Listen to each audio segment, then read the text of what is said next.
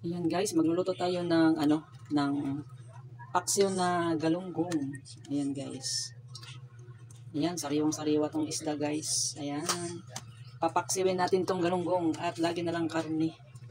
Ayan guys. Ayan. Papaksiw po tayo ng galunggong. Ayan guys. Ayan. Ilang piraso ba ito? 2, 4, 6, 8, 10. Ayan. 10 pong piraso ito. Nagkakahalaga ng 120. Ayan. Tayo ay magpapaksiw ng fish. Fish. Magsarap ang fish. Galunggong. Ayan guys. Ito naglagyan natin ng ng sibuyas. Ayan. Sibuyas. Tapos lagyan natin ng luya. Ang English ay ginger. Yung sibuyas ay English ay onion.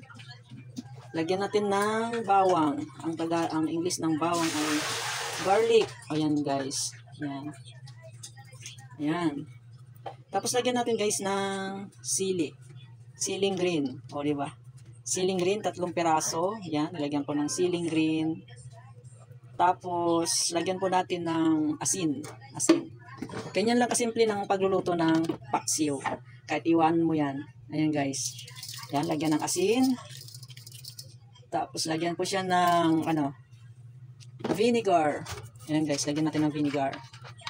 Ayan, lagi na lang kasi adobong karne baboy, laging manok. Ito naman ay fish. Ayan. Ayan guys, ito ay aking paksiw na galunggong.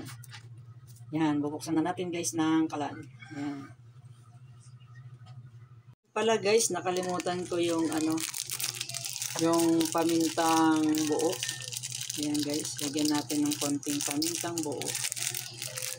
Ayan. Ayan guys, tatakpan ko na at aking papakuluan na siya. Ayan, takpan na natin guys. Ang aking paksiw na galunggong guys. Ayan. Ayan na natin kumulo ng kumulo. Ayan na guys.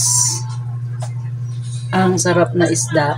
Ayan, nabawasan na po ng isa kasi kumain na ako.